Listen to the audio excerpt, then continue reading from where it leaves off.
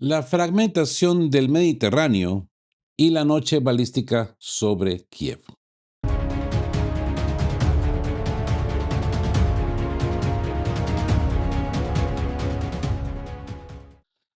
Buen día a todos.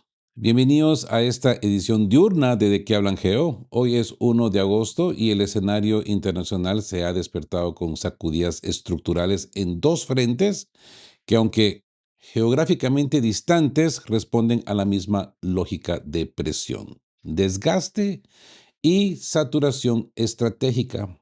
Por un lado, en el sur de Europa contemplamos el crujido de la arquitectura de fronteras comunitarias. Lo que comenzó en el enclave de Ceuta ha terminado desatando una reacción en cadena que ha hecho saltar las costuras del espacio Schengen en cuestión de horas. Los Estados miembros han pasado del discurso de la solidaridad europea a la renacionalización inmediata de sus límites fronterizos.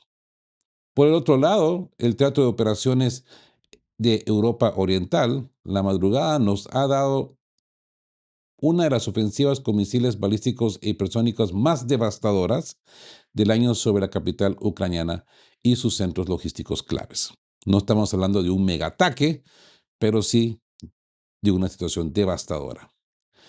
Pero más allá de las explosiones, el dato verdaderamente crítico que emerge de las sombras de Kiev es la admisión abierta del colapso de la defensa antiaérea occidental. Ese paraguas que prometía blindar la infraestructura estratégica sencillamente pues se ha quedado sin varillas. Hoy aplicamos, como siempre, nuestro escepticismo metódico para analizar la geometría del desgaste. Desde el chantaje migratorio en el Mediterráneo hasta la agonía de los inventarios de la OTAN, pasando por las trincheras económicas de las sanciones, la reestructuración de la retaguardia rusa y la dolorosa disilusión social que se extiende por las calles de Ucrania. Comenzamos. La fragmentación del Mediterráneo y la caída de Schengen. Iniciamos este recorrido en la frontera sur del continente europeo. Lo que ha ocurrido en el enclave español de Ceuta no puede analizarse como un simple evento migratorio aislado ni como una emergencia humanitaria coyuntural. Quien intente leer estos acontecimientos bajo esa lupa paternalista o simplista estará ignorando las dinámicas de la guerra híbrida en el siglo XXI. Y es que hablamos de la irrupción masiva de decenas de miles de personas cruzando un límite fronterizo en un lapso de 24 horas. Pero el verdadero impacto geopolítico no se ha quedado en las vallas de Ceuta. El impacto real ha retumbado en las capitales europeas. La reacción de Roma ha sido fulminante. Italia, temiendo un efecto dominó que traslade esa masa poblacional hacia el norte de la cuenca mediterránea, ha tomado la decisión drástica de suspender de forma temporal los acuerdos Schengen con España y cerrar rutas de conexión directa, tanto marítimas como aéreas. Casi simultáneamente, París ha ordenado el reforzamiento de los controles en las carreteras de la frontera pirenaica y España, por su parte, se ha visto obligada a desplegar unidades del ejército en las calles del enclave. Por supuesto que todo esto se va desarrollando, ¿no? Así que alquilémosle a esto escepticismo metódico, ¿no? ¿Por qué el espacio Schengen, la gran joya de la integración y la libre circulación europea, se desmorona en cuestión de horas? La respuesta es tan fría como el acero, amigos, porque Schengen siempre fue un contrato condicionado a que la periferia hiciera de muro de contención. La arquitectura europea dependía de que países como España, Italia o Grecia contuvieran la presión de sus costas en sus costas. En el momento en que una crisis en la frontera exterior desborda la capacidad de contención, el principio de integración se evaporó. Las fronteras nacionales resucitan de la noche a la mañana. Pero profundicemos un nivel más. La pregunta que la diplomacia tradicional evita hacer es: ¿por qué ocurre esta marejada en Ceuta precisamente en este momento? Y es que no podemos aislar este evento del contexto de tensiones diplomáticas cruzadas en el Mediterráneo y Oriente Medio. la postura del gobierno español en relación con la crisis en Gaza y las escaladas en Irán han generado fricciones profundas en el eje Washington-Tel Aviv-Rabat. En la geometría de las presiones internacionales, cuando un actor estatal no dispone de palancas de coerción directa o prefiere no usar el enfrentamiento diplomático abierto, pues, ¿saben qué? Utiliza los flujos migratorios como un vector de punición indirecta. Marruecos ha demostrado históricamente una maestría quirúrgica en apertura y cierre de la grifería migratoria para ajustar cuentas o exigir concesiones a Madrid y a Bruselas. La paradoja de Bruselas queda absolutamente al desnudo.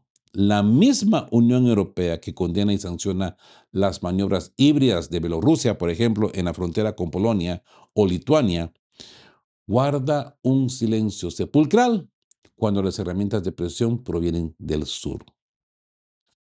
El resultado es un enclave acorralado, una España aislada por sus propios socios comunitarios y un espacio de libre circulación que ha demostrado ser un castillo de naipes ante la primera prueba de fuego real. Me llamó mucho la atención un comentario que recibí.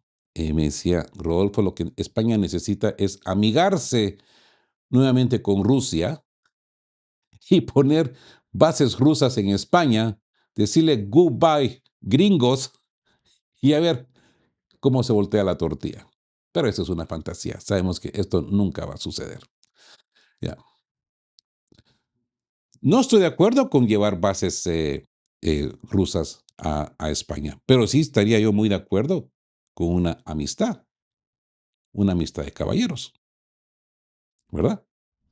Eso sí, eso sí ayudaría mucho tanto a España como a Rusia, ¿por qué no decirlo?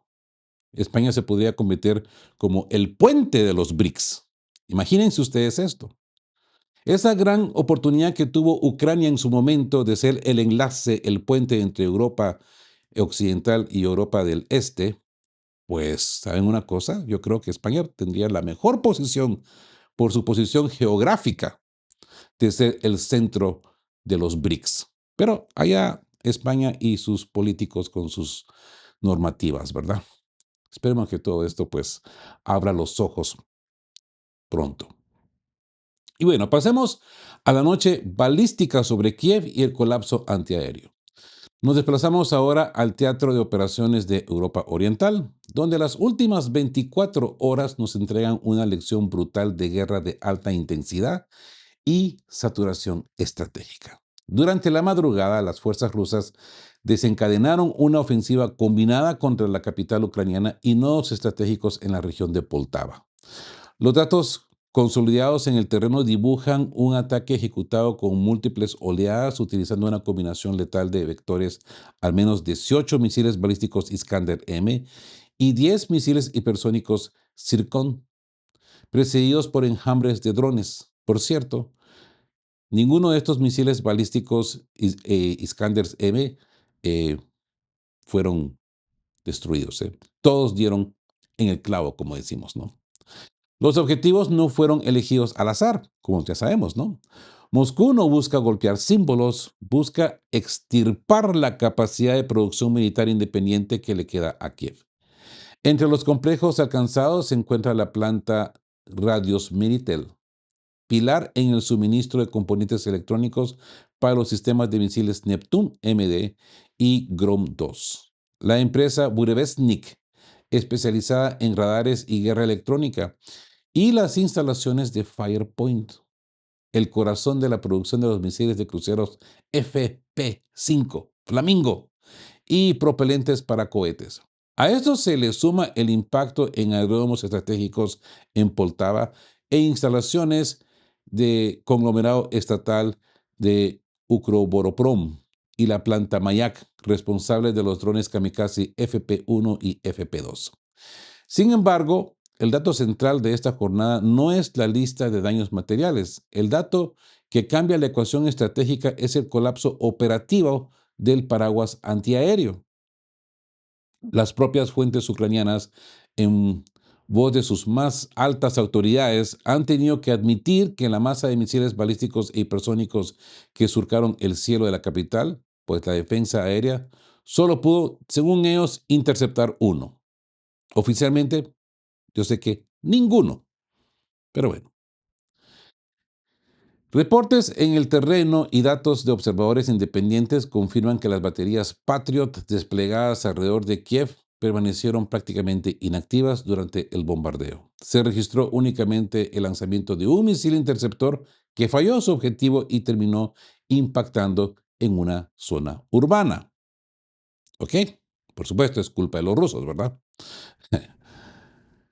¿Por qué ocurrió esto? ¿Dónde está la promocionada cúpula de protección occidental? Y es que aquí es donde conectamos este episodio con la crisis global que analizamos semanas atrás. Los inventarios de misiles interceptores PAC-2 y PAC-3 de los sistemas Patriot no son infinitos. La sobreextensión militar de Estados Unidos en el teatro de Medio Oriente, abasteciendo y protegiendo a las fuerzas israelíes y sus propias bases ante la escalada con Irán, han vaciado los depósitos estratégicos del Pentágono, según informa el CSIS. Ucrania se ha quedado sin munición para sus sistemas más avanzados. La estrategia rusa de saturación por oleadas, enviar primero drones económicos para obligar a Ucrania, al enemigo, a encender sus radares y gastar sus últimos interceptores de millones de dólares, porque cada piecita de estos está entre los 4 y 6 millones de dólares, ¿verdad? Para luego lanzar los hipersónicos Zircon, pues, como podemos ver, ha funcionado con precisión quirúrgica. Así pues, sin cobertura antiaérea denso, la infraestructura industrial, los centros de ensamblaje de drones y las redes de distribución eléctrica conectadas a las plantas como la central térmica número 5, CHP-5, quedan expuestas a la destrucción sistemática. Kiev está a oscuras. La logística de defensa ucraniana ha entrado en una espiral de vulnerabilidad absoluta. Y bien, hablemos de la guerra logística y la retaguardia rusa. Giremos ahora la vista hacia el otro lado de la trinchera. ¿Cómo se está dirigiendo y gestionando esta dinámica de conflicto prolongado dentro del territorio ruso? A menudo la propaganda occidental tiende a retratar a Rusia como un actor inmune a los costos de la guerra. O, por el contrario, como una economía al borde del colapso inminente. Pues bien, amigos, aquí tenemos que rechazar ambos extremos y examinar la realidad sociológica y económica que emerge del terreno. Los análisis de observadores locales del centro de Rusia, como los reportes del analista Lebedev de este 1 de agosto, nos ofrecen una radiografía fascinante de una sociedad que está asimilando que la guerra no terminará este año, ni probablemente el próximo, y que la victoria no es una promesa mágica de mañana, sino un proceso amargo de adaptación de larga duración, inclusive una década, siendo optimistas. La incursión de drones ucranianos dentro del territorio ruso ha dejado de ser eventos raros para convertirse en una variable de la vida cotidiana. Pero lo más interesante es cómo la guerra ha cruzado la línea del frente convencional para impactar la logística del comercio civil. Estos recientes ataques e incendios en grandes centros de distribución de cadenas de comercio electrónico como Wildberries o las alertas de drones sobre infraestructuras de Ozon, que es otro medio como Amazon, Wildberries, Ozon, hay más. Rusia tiene como 5. Wildberries es el que más se conoce porque Wildberries ahora trabaja no solamente en territorio ruso, pero también después de las fronteras rusas. Incluso se están expandiendo en el África. ¿Mm? Cuestión que para los ucranianos esto es un pecado. Es un pecado capital. ¿Cómo puede ser que Wildberries se ponga casi que igual que Amazon? Esto solamente tiene derecho a Occidente. Rusia no tiene derecho a esto. Pero bueno, esas son cuestiones doctrinales, ¿verdad? Así pues, infraestructuras de ozón en regiones como Tatarstán han desatado un debate profundo sobre la economía de guerra en el Kremlin. Un gran almacén logístico de comercio electrónico en el siglo XXI no es simplemente la propiedad privada de un multimillonario, es una sociedad moderna.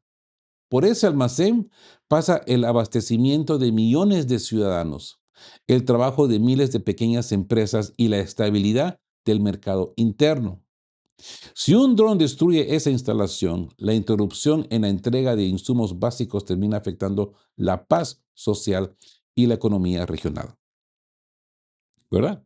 Y esto no hay que ocultarlo, es una realidad latente. Esto ha provocado una colisión inevitable entre el sector corporativo y el Estado.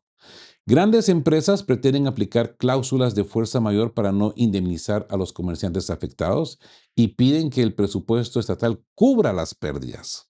Sin embargo, la posición del Estado empieza a endurecerse. No se pueden privatizar los beneficios en tiempos de paz y socializar las pérdidas en tiempos de guerra. La consecuencia de esto será una reestructuración profunda de la logística rusa. El modelo pacífico de gigantescos almacenes centralizados en el medio del país, pues, ha muerto. Rusia se ve obligada a pasar a la dispersión de infraestructuras, al seguro obligatorio de riesgos militares y a la militarización pasiva de las corporaciones privadas. En el plano sociológico, las encuestas del Instituto FOM, por sus iniciales, ¿no? FOM, muestran una paradoja reveladora.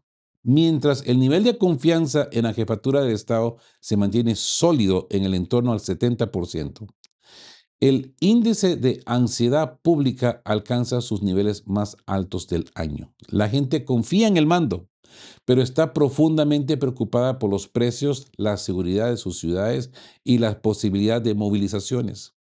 La sociedad rusa ha abandonado las ilusiones de una resolución rápida y ha entrado en la fase de resiliencia adaptiva. Aprender a vivir, trabajar y construir en medio de la tormenta. Y bien, pasemos a la quiebra de la narrativa y la desilusión en Kiev. Regresemos a Kiev y abordemos el pilar más frágil y dramático de esta ecuación geopolítica. Y es, por supuesto, la dimensión humana y la quiebra del relato social dentro de la propia Ucrania. Y es que, amigos, mientras los mapas militares muestran avances o retrocesos de líneas y los partes de guerra cuentan misiles, en la sociedad ucraniana se está consumando un colapso psicológico e ideológico de proporciones históricas. En las últimas horas, declaraciones de figuras mediáticas y periodistas ucranianas independientes, exiliadas, como el duro análisis publicado por Diana Panchenka, han puesto voz a una realidad que hasta hace poco era tabú en los medios occidentales. Y les digo una cosa, el diagnóstico es devastador. La sensación generalizada de que el país ha sido despojado no solo de sus recursos, sino de la titularidad de su propio futuro. Así pues, analicemos el contraste histórico que señala este sector de la población. Durante décadas, las élites políticas prometieron a los ciudadanos que la integración con Occidente traería prosperidad, créditos al 2%, pensiones de 4.000 euros, ¿m? A nivel europeo, libertades democráticas plenas, y se ridiculizaban los avisos que advertían que la instrumentalización geopolítica terminaría convirtiendo al país en un campo de batalla de potencias e hipotecando sus riquezas tangibles. Todo esto era pura propaganda rusa, desleal, monstruosa, diabólica. Los rusos mienten. Hoy, la realidad que viven los ciudadanos en las calles de Kiev, Kharkov o de la región de Poltava es trágica. Ponen atención. Y es que esto no es ningún secreto, amigos. Lo que pasa es que no se dice, no se corre la noticia como se debe, porque si se corre mucho, pues la gente empieza a entender lo que está sucediendo. Entonces nos dan estas informaciones esporádicamente. ¿eh? Ponen atención. Fronteras cerradas militarmente para evitar la huida de la población masculina. Linda la libertad, ¿no? Centros de reclutamiento actuando con violencia sistémica en la vía pública. Secuestros a la luz del día. Oficiales, ¿no? Legales. Es legal pegarte, es legal destruirte la cara, medio matarte y terminar, pues ya, hecho un cadáver en un hospital. Eso es lo que tienen los ucranianos ahora. Procesos electorales cancelados, indefinidamente bajo la ley marcial. Una infraestructura energética destruida que anticipa un invierno de tinieblas. Por cierto, hoy es el último día de verano, ¿no? A esto se le suma el factor económico duro que hemos venido denunciando aquí en esta mesa desde que blanqueo. Los acuerdos firmados sobre las tierras raras, minerales estratégicos y activos agrícolas con corporaciones y gobiernos occidentales, BlackRock, Vanguard y compañía, en la percepción de un número creciente de ucranianos, el apoyo financiero y militar recibido no fue una ayuda altruista por la libertad, sino un contrato de endonamiento donde la tierra, los minerales y los activos del Estado han quedado como colateral de pago. Es lo que la propia prensa local empieza a definir con amargura como el posmodernismo ucraniano. La constatación de que en la persecución de un sueño de soberanía prometido por terceros, se terminó perdiendo la soberanía real, los recursos del suelo y la capacidad de decidir el mañana. Fueron advertidos, en su momento fueron advertidos los ucranianos.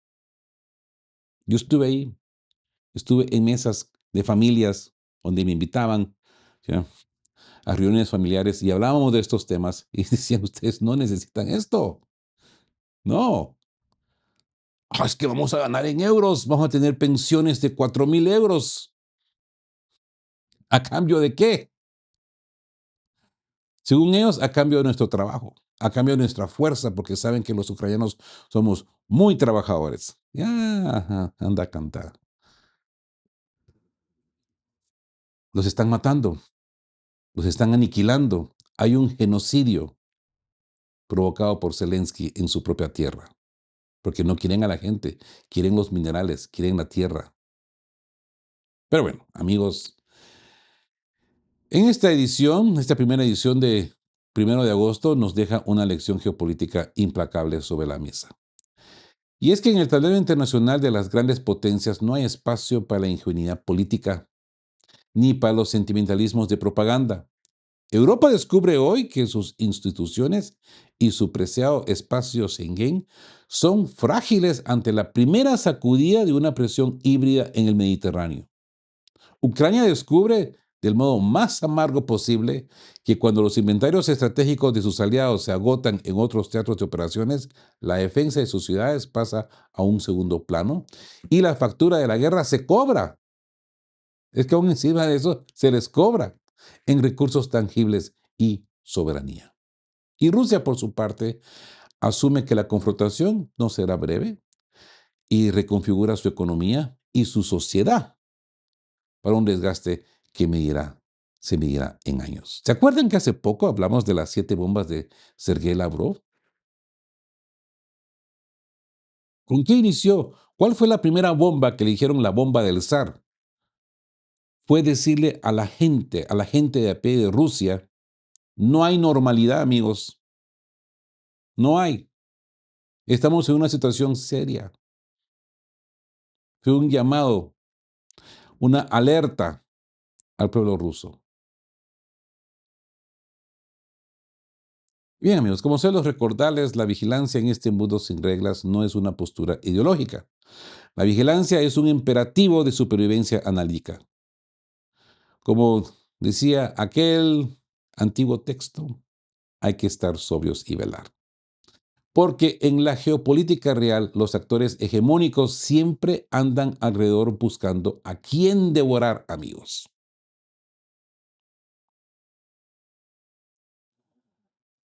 Gracias por acompañarnos en este análisis de edición diurna. No olviden dejar su reflexión en la caja de comentarios, darle me gusta si consideran valioso este trabajo de desglose escéptico, suscríbanse al canal y activen esa campana de notificaciones. Nos vemos pronto en la próxima entrega de qué hablan Geo. Manténganse informados, manténganse despiertos, amigos. Estén juntos, fuertes, siempre buscando por la verdad y sean justos. Quedamos guape. Chao, chao. Queremos recordarles que este espacio tiene un fin estrictamente educativo e informativo, basado en fuentes verificadas para fomentar una comprensión profunda de los hechos globales. Nos oponemos a la desinformación. Nuestra meta es el intercambio de conocimiento y análisis crítico, siempre bajo el respeto a todas las partes involucradas.